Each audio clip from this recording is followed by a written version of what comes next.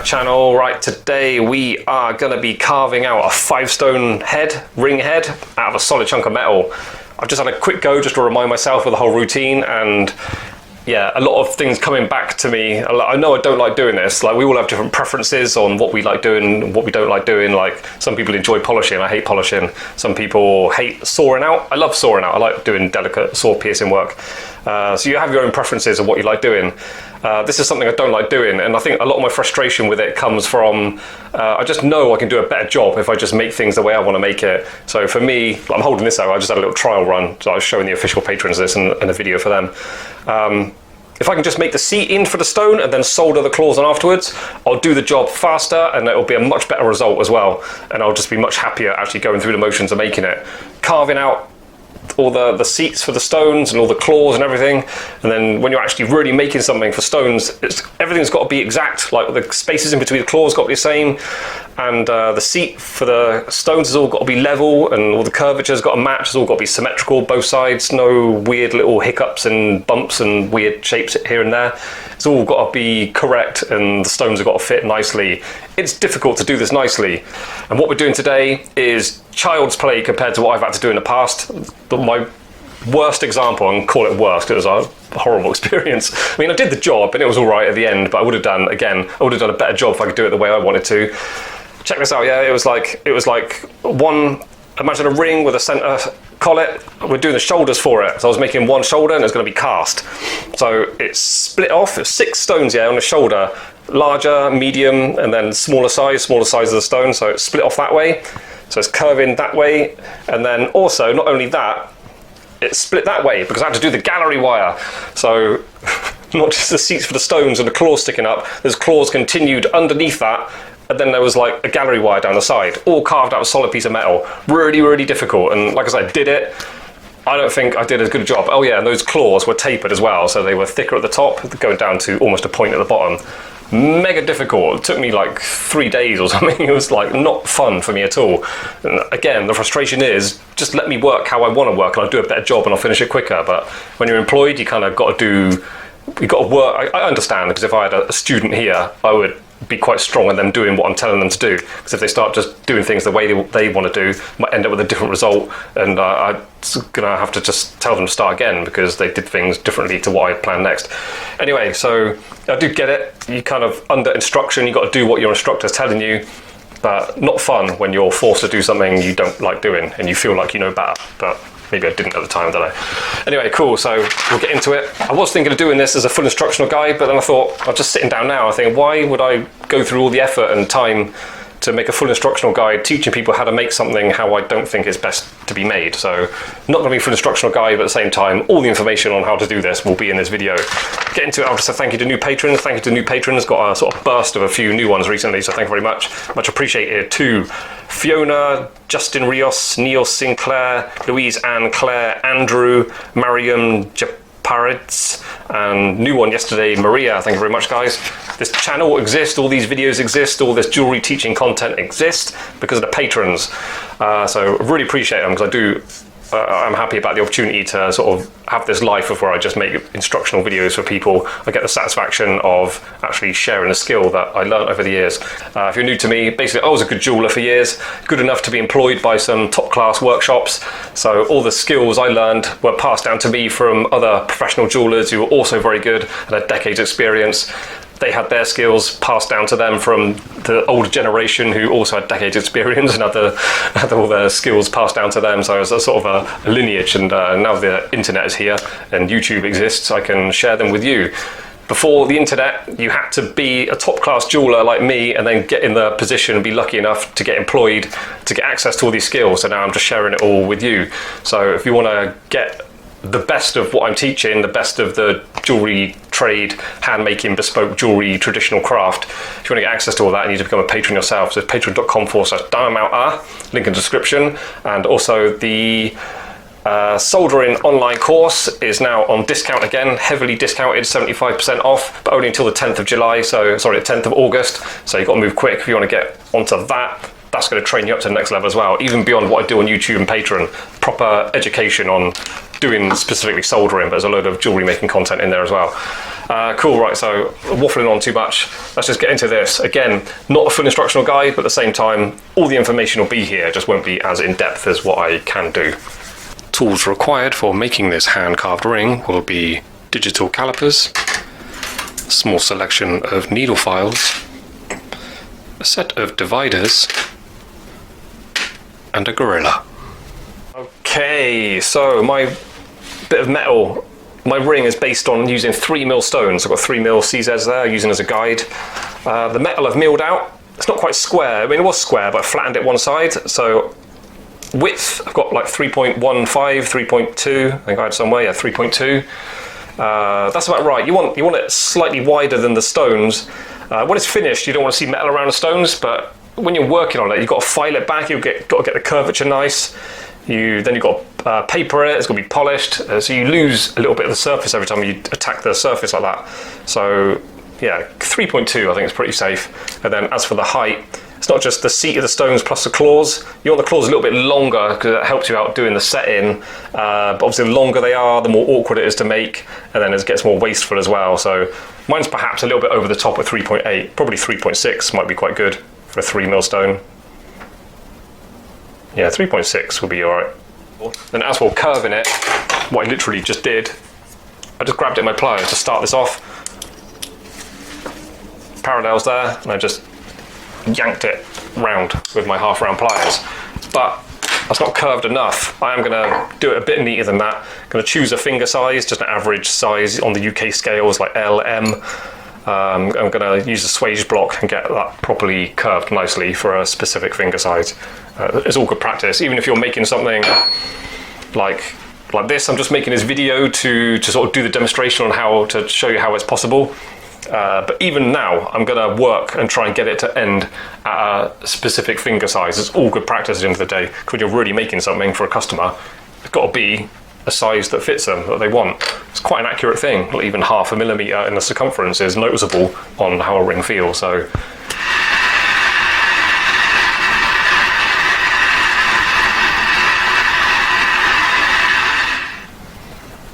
one thing I'm doing is leaving this length of metal long. It's going to help me hold on to it. If you're new to making jewellery, is something you might not have considered before. This is a thick bit of metal, yeah, so this is a 3mm stone. If I just draw like 3mm circles all touching each other on top, thinking that's how I want the stones to sit, if I actually cut those down, as they all go down, they all get closer to each other to match this curve underneath. There's a tighter curve on that bottom edge. So they need to be a bit more spaced out on top. It's not a huge difference. I'll use the 3mm stones. I'd probably normally space them out 3.1. I'm going to space them out 3.5. Just, they need a bit more. There's a little bit of flexibility as you go down with the thickness of the claws and stuff, and just where you end up. Because even if it's all marked out absolutely laser perfect, doesn't mean you're going to cut it out by hand laser perfect. So there's always a little bit of room for manoeuvre. But yeah, bear in mind that top edge there, there's more of a space between them to get them to land together at the bottom. A little bit of guesswork, it comes with experience over the years being a jeweller. I reckon 3.5 will work out okay. If it doesn't, you'll find out from my video rather than your own time and effort. So I'll make the mistakes for you, happily.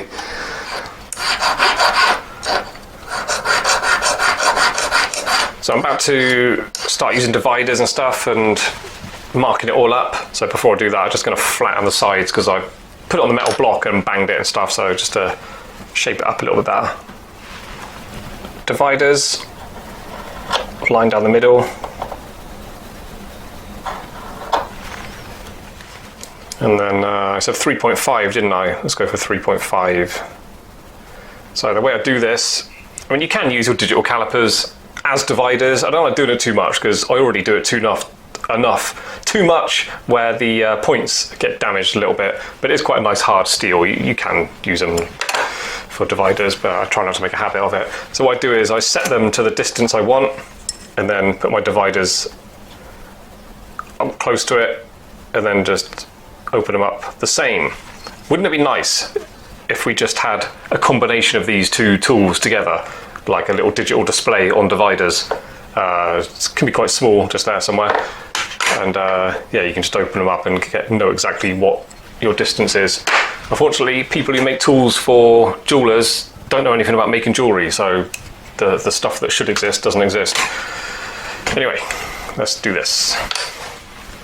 So thinking ahead to when it's finished and you're about to put the shank on, you really need 2 claws on the end, so that's going to be a chunk of metal that stays there.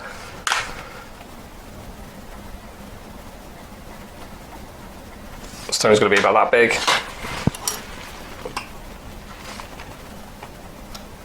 About that big.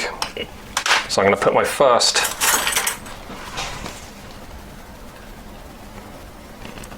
one there. If in doubt, just go in a little bit. It doesn't matter how thick that claw ends up, does it? You can just, if it's too thick after cutting that out, just reduce it in from the end. So that's why I may appear and being a bit careless or just like non-caring about where that goes. It's in the middle with enough space for a 3mm stone, and that claw's a bit thick. That's all I'm really thinking. And now with my dividers set to 3.5mm, so I'll lock that in there, draw a little line across my line that I've scored down the middle already.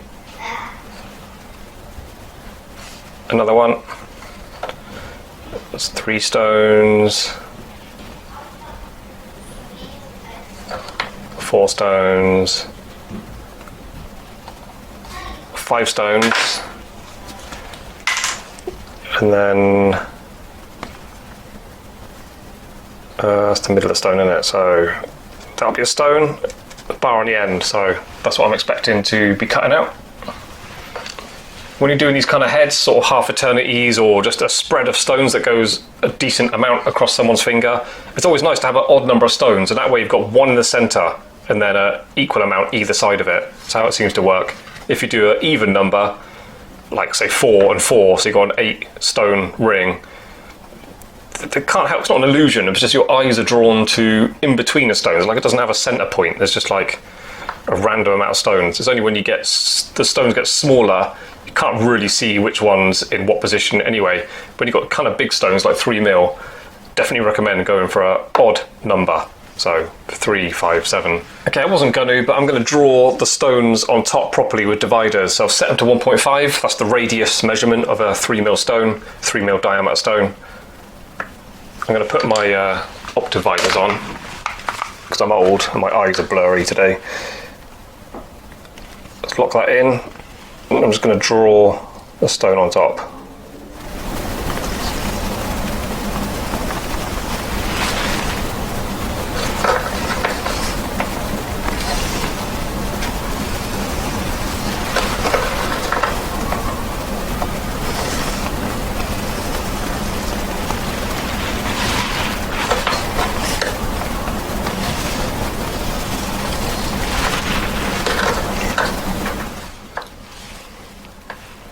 So with my marker pen, I'm just going to draw a line down where my claws go.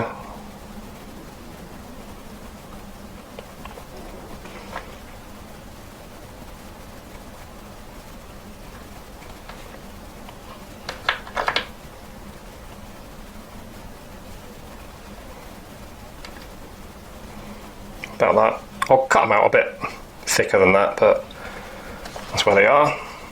Now what I'm going to do is, just to help, all this metal in between those lines is about to be cut down, yeah, down to probably down to there. So it's quite long, so we're cutting out these shapes. All this I'm colouring in black is going to be cut out like that. See what I mean? So to help remove that metal, I'm just going to drill into it, quite a big drill. Just helps remove the metal. Otherwise, you can do it. Cut down, cut across. It's just more work. When you hollow it out, you just get rid of the metal easier. So I'm going to drill it out, but I'm not going to drill all the way through, because it's difficult to drill through a thick bit of metal and get the holes to line up exactly where you want. To be safe, if I had to, I'd do it with a thin drill. But thin drills are more work to go through thick metal and are more likely to break and stuff.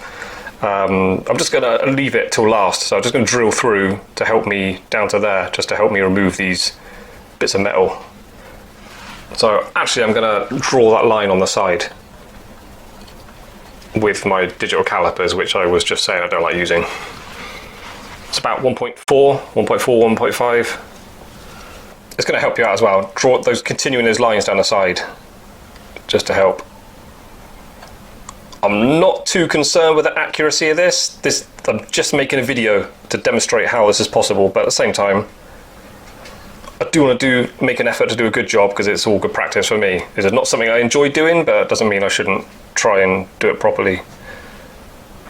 So I'm drilling down into it. Again, I'm not going all the way through, I'll just go down a decent amount.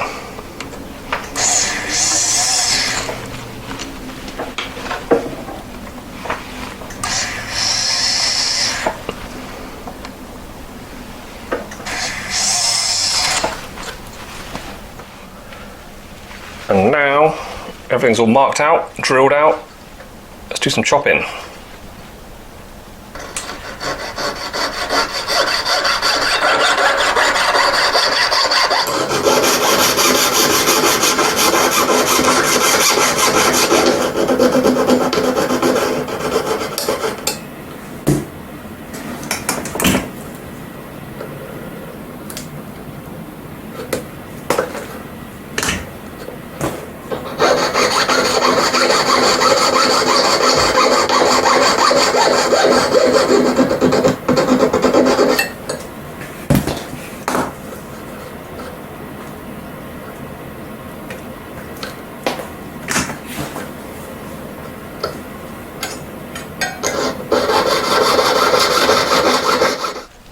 So we got this very rough and ready, hacked up thing. What I'm going to do now, I was thinking I might concentrate just on getting the bottoms flat. Remember I used my dividers, I actually used my digital calipers to score that line parallel with the bottom curve. I'm going to try and, that's still looking a little bit thick, so I'm going to reduce it a little bit more, my files, and just trying to get that curve nice. What I'm filing down has got to be parallel with that bottom edge. I can get that quite nice now at the distance I want, and then I'm going to work on the distances between these claws. They're all a little bit different. Get them all even. The claws have got to be, the gaps in between the claws has to be the same, and then the claws have to be the same thickness as well, all the way across.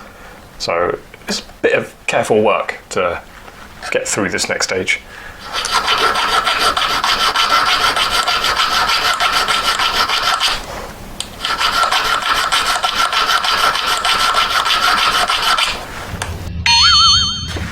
Okay, I've done a little bit of work on it since I last was filming anything. So basically I cut out these chunks, yeah? The way I did it is I just cut,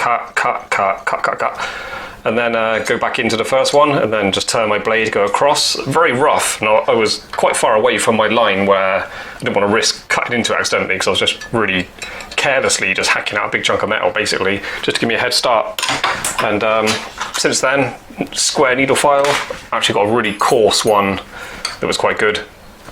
That for really straightening it out, and then next level accuracy, like really looking at the lines. I've scored that line that goes around that inner edge, watching that carefully, neatening that up. Didn't want to go too far with that, because next I want to get these distances the same in between them. So now I'm just looking down on it, filing, making sure they're all like parallel, and then some are thicker than others. The thick ones with the spaces where they don't match, obviously I can thin off the thicker one side or the other to even out the spaces in between them. So just evening it all out with just some careful needle file work. And then these flat needle files is really, really useful. Grind off one side at least. I've got both grinded off here. Very helpful to have a perfect sharp edge, but with no teeth on the end for exactly this. I haven't got to worry about any danger of like accidentally cutting down further than I wanted to file. It's only going to file the sides. So yeah, doing a lot of filing at the moment. Okay, so I've got mine to a certain standard where it's all right. I mean, you can spend all day on these. You can go on and on. You keep checking it with your digital calipers. You're always going to find inconsistencies in them. Just try and match that line, and then get them kind of parallel, and the gaps pretty good. And you start trying to match them all up to like tenths of a mil. I mean, it's possible you can do it, but there's an element of balancing a really good, accurate result with the time you're taking as well. You do have to kind of get on with the job when you're an employed jeweller. Okay, actually now I've done the majority of all the hard work with the cutting and the filing, I'm gonna cut this off now. Just so it's a nice, delicate, manoeuvrable thing I can work around. Right in line with the edge of your claws.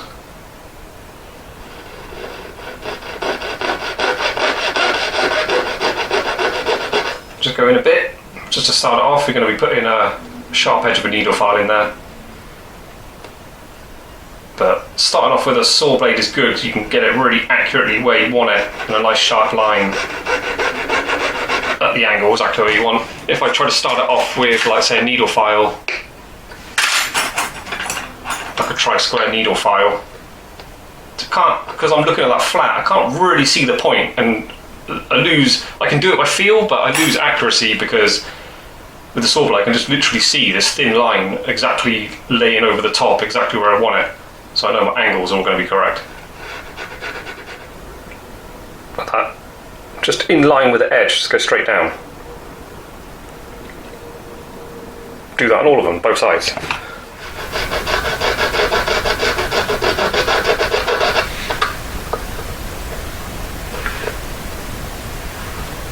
So again, no strict rules on how to attack this. I'm thinking of doing the claws first. So the long bits, obviously, with my safety back file, I'm just going to cut into it and put a groove. I'm not going to try and round it off from now. I'm just going to start to get it like a little triangle, a little three-faceted triangle. So it's got tapered sides and then a flat top, and then I'll start to round it off from that stage.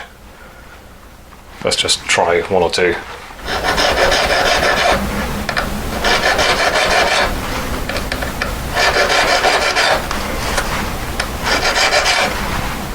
So it's quite light work so far, just sort of digging into it a little bit.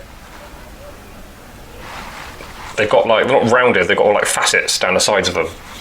But next I'm going to dig down, I'm going to file into it a lot deeper, and then same again, I'll put a little tapered edge on it and then sort of work to round it off from that. So I'm going to cut in quite a lot now into the side. When you're doing this, be careful your angles, don't start filing it that way or that way, you're just following up and down the claws. So if you worked accurately in the past, this is easier because you just follow the line of your claws. If you've done everything wonky, you're constantly trying to straighten things out as you work along. I've got trustworthy, straight, pointy, uppy claws, so I can just follow them without thinking too much. I'm going to start this off with my safety back. Kids are home from school, I don't know if you can hear them shouting in the background. Okay, this is good. This is better than starting off with that square needle file. Let me go back on this one.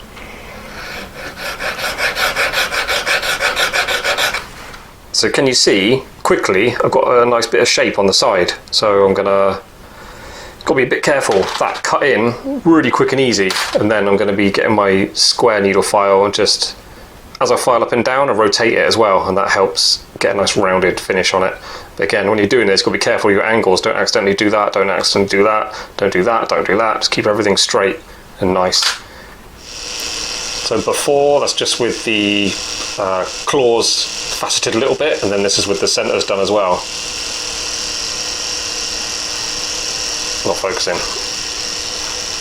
So yeah, just a little bit scoopy on the side. This is just like what I would call stage one. So it's just faceted. I haven't tried to make it round or anything. It's just little flats up and down the claws, and now it's like bigger flats and deeper flats on the side collets. When I check my measurement, it's 3.2. I've probably got to go in quite a bit deeper, and then I've got to file mine quite hard. It's too wide really, what I've got. Should have been much nearer to 3, because then obviously 3 is the same as a stone. You want it in a little bit. So I've given myself more work than really I should have done.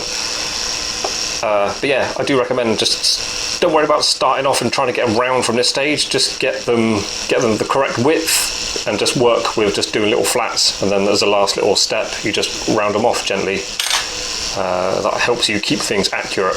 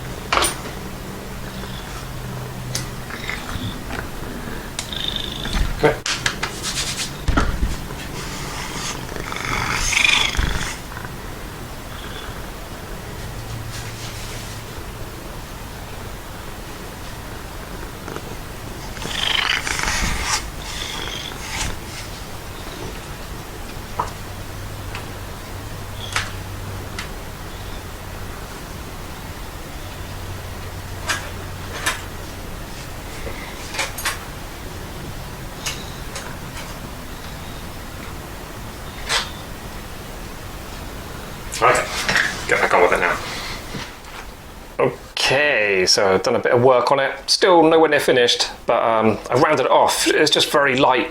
Just with the weight of your needle file, I'll do a bit on camera.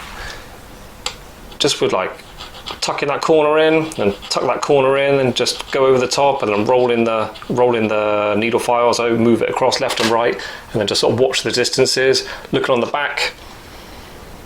No effort to make it neat or anything, but I am checking they lining up. They are lining up.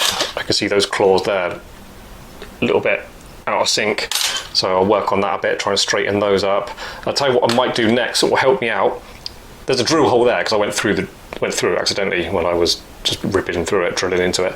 I'm going to start from the back and put the drill hole in the correct place, and then with that perfectly circular hole, that works as a nice little guide for rounding off the sides of it.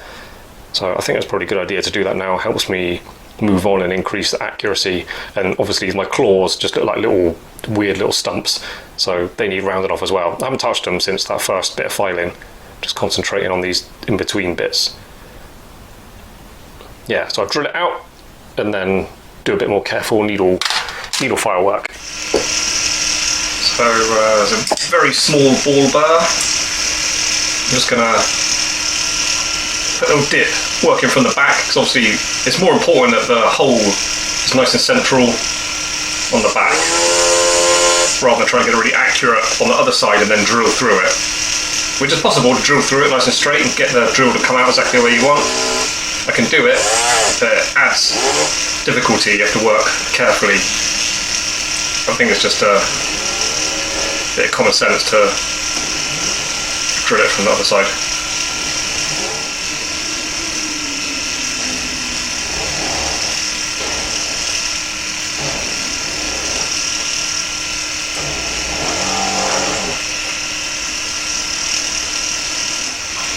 And I've changed my drill to the same one I used to dig those out, and the one which I accidentally went all the way through. Luckily it went right through in the middle. Being a bit careless there. That was a potential problem. I could have gone through the wrong angle and ruined it. So when you open up drill holes, you can't just ram it in there. You still got to do it carefully, make sure it's drilling over the centre.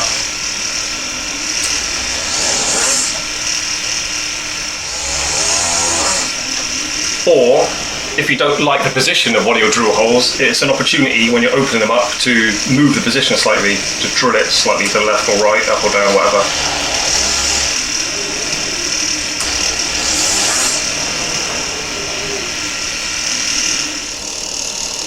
So this is as close as I can get with my camera before it goes out of focus. Just want to show you a few things I'm seeing I don't like.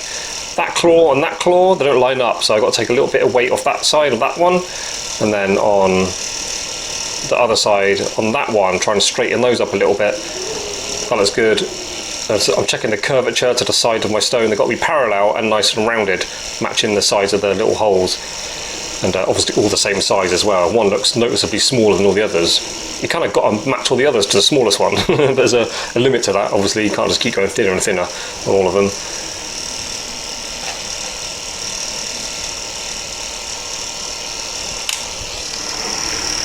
I've got my optivisors on again, have a nice close look while I'm working. So doing this technique again, sort of rolling the file as I go over the sides, and then it's very light work. When you basically got the distances and the sizes and everything okay, you just got to round it off. It's super light work. And then obviously my claws, that one's that side and that one's that side, so my claws going, my file's going up and down, it's rotating like that, and I'm sort of changing the angle of attack with it as well. So there's quite a lot going on. But if you just keep it light in your hand, it's quite safe to do. When you can literally just looking at it from the side, it looks more rounded. I can see where I'm taking metal away and rounding it off. And what's good about this online course for you, a practicing jeweller, or if you're new to making jewellery, it's just everything I learned over all those years, literally multiple decades. I just lay it all out for you. It took me like nearly 2 years to make this online course, yeah, so a lot of work to lay out everything I know. So it's a lot of training, a lot of exercises, there's a lot of jewellery making content in there as well. And there's just so many scenarios where soldering is different from one job to the next job. It's like the amount of gas you're using, the amount of oxygen, the distance from the piece you're soldering, the timing of the heat, and obviously different flames means different amount of time you spend in trying to solder it, the angle you're holding your flame from, and then the different precious metals you're working on, the sizes of them, the shapes of them, how do you hold them? Do you hold them up? Do you put them on a charcoal block? And it just goes on and on and on. There's a load of stuff to learn. That's why there's so many videos, 120 odd lessons in this online course, and well over 12 hours now of content. I've added more content to it since last time I did this discount promotion. So yeah, the joy of it, I went through all the trial and error, did everything the hard way, and it's all the information is laid out for you. So you're going to be practicing things in this online course that might not work out for you first time, but at least you have the confidence that you're practicing the correct thing. You might, just by teaching yourself without all this content, all this extra information, you might be trying something that just isn't going to work, but you don't know because you haven't got the experience or anyone to ask. So yeah, with this online course, you just go straight to being taught by a professional jeweller, basically. So who am I and why should you learn from me? Well, apart from my almost 30 years experience being a professional jeweller, started my apprenticeship, I was naturally good at it right from day one. I naturally really enjoyed it, so I worked hard and actually wanted to be really good. And I worked with top class jewellers. The jewellers that I worked with, that I was taught by while working in London, they are the literal people that made pieces for Princess Diana and other minor royals throughout the 80s. So essentially, they taught me, I'm just the middleman, you're learning from them through me. So the techniques are tried and tested over decades. So they were very good jewellers, they were taught with decades experience, they were taught skills handed down to them by jewellers the generation older, again doing stuff. These techniques are tried and tested 100 years, easy. And it's very old-fashioned skill, yeah? So very traditional jewellery making this. This is like handmade, bespoke, traditional, no fancy equipment, no computers, no laser welders and stuff. I make jewellery with bog standard files, pliers, bus sticks, hammers, and of course the oxy-propane torch. So yeah, this online course is specifically about the soldering, but there are lots of jewellery making exercises in there, so I need to teach you to make things so we can practice soldering on them. So there's a lot of jewellery making content in there. I've added full instructional guides as well, so these are just video guides from start to finish. You start with like a blob of metal like that and end up with a cluster ring, stuff like that. And also, to add even more value compared to last time, I recently created an online course for rolling mills. That entire thing now comes with this online course free, just a bonus online course included with it. So you're getting even more value than last time if you regret not getting the discount last time. Now's your opportunity and you're actually getting even more value. So yeah, link in the description. It's thinkific.diamond takes you to my online course page where you can choose any of them.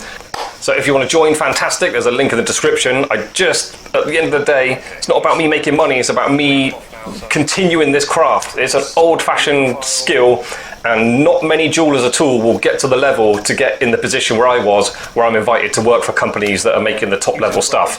So it's a bit of a hack, really. You can get that information and that training through me by getting all the information that I put out online. So yeah, thinkific.diamond, that's the website that lists all my online courses I've created, but I'll put a link to this specific soldering online course in the description. And yeah, if you want to join, fantastic, great. It's going to be a real big stepping stone for you up in your ability to make jewellery. So it's all not just about soldering, I'm actually training you up soldering. You're not just watching videos, I'm giving you exercises to get you trained up. So don't just watch the videos, you've got to do it. Doing is learning. It's not just watching a video and like, oh, I understand. No, you don't. You've got to do it and you've got to be successful. So a lot of work involved. This is not just for viewing pleasure. This is actual education on training people up to be able to make jewellery. So cool.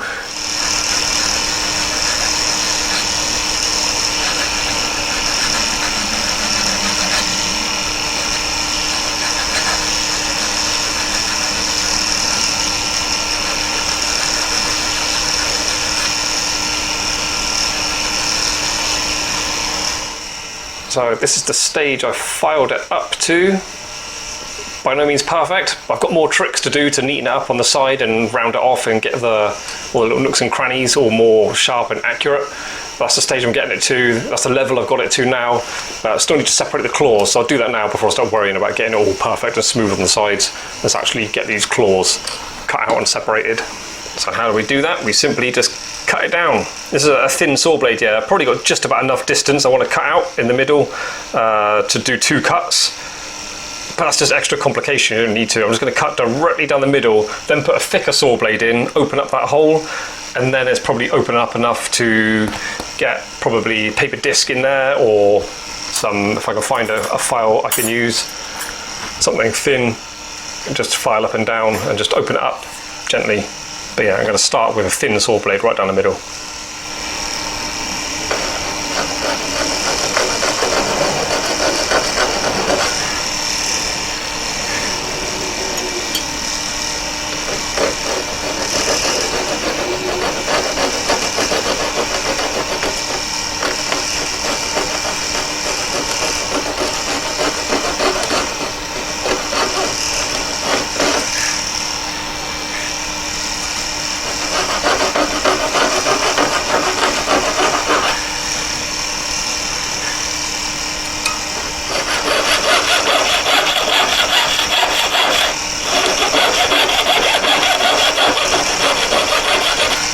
Thin saw blades are more likely to wander off left or right, so you've got to keep an eye on them.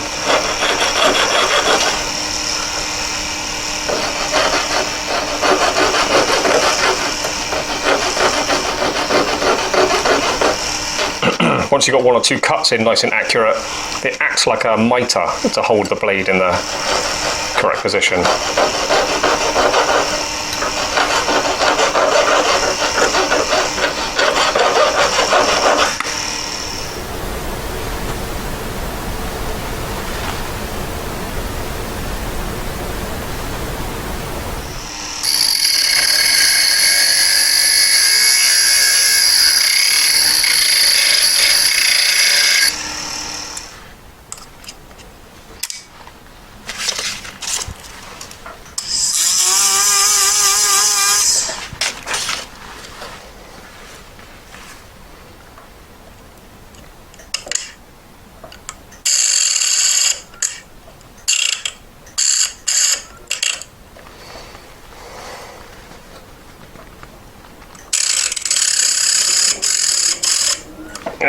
A little bit tight still.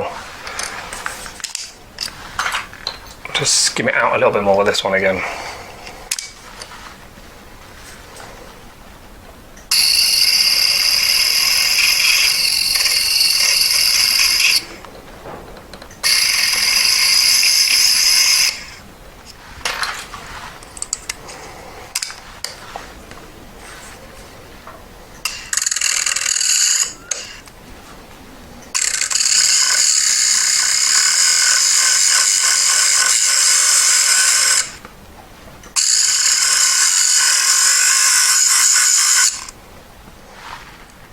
Next.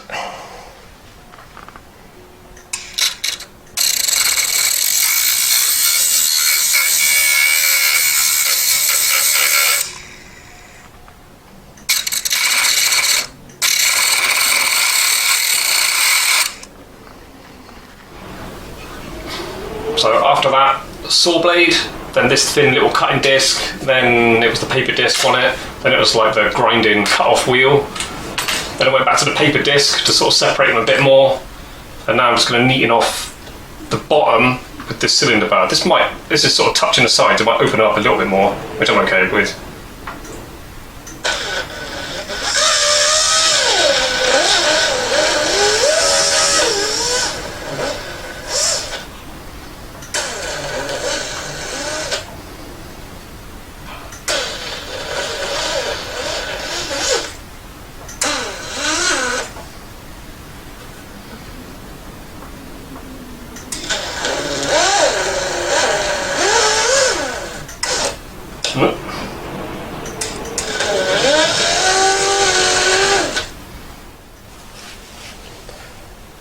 Alright, so now we're ready to tidy up the sides.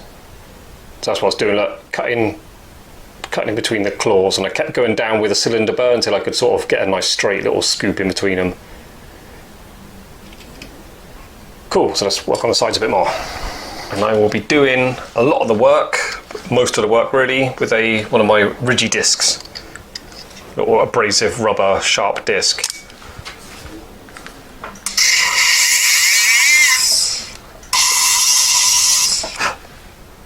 Get nice and sharp. We'll start going over all the curves. This is very light work. I've basically done all the shaping with files. This is just smoothing out the surface. Just gets rid of the file marks. And then if the edge of your disc is really sharp, you can dig it in at that angle and make the claw look more round. And then sharpen up that groove. So obviously that's way sharper than the corner of my needle file.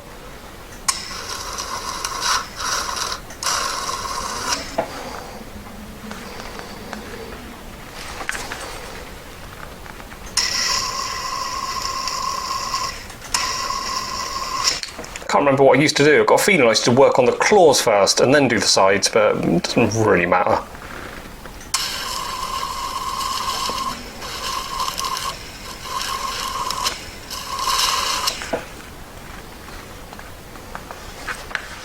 Okay, been up and down both sides, working on the claws now. Same the claws, but obviously that curvature is much more tight, so you've got to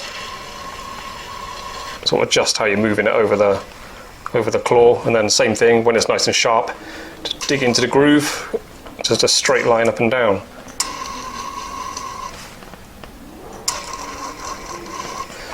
The ones I like using are rock hard, but they're unforgiving for putting little flats on curved shapes accidentally.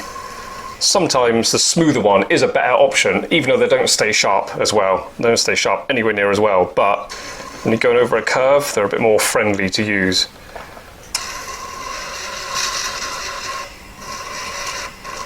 When I've cleaning up a ring or something where it's been set, tops of the claws are all beaten up from setting, all the setting tools. This one puts little flats, little facets on it. It's not great. If you get a softer one, it's much more friendly to go over the claw, and just you get a nice little rounded shape ready for polishing, rather than one with little flats all over it.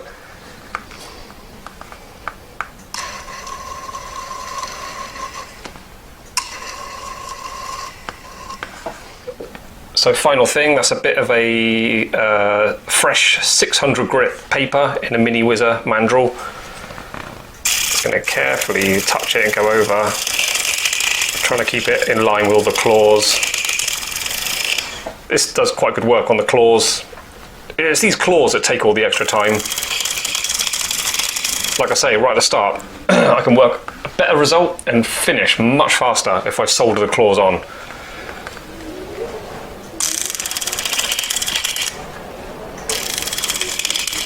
So you've got to be careful at this stage, because you can just, where they're nice, you might have them filed nice and round. You go too severe with this, you just flatten them all off. So it's quite light work.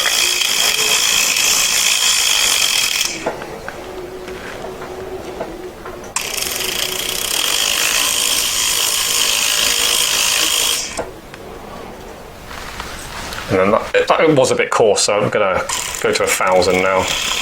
I may have been able just to go straight to this.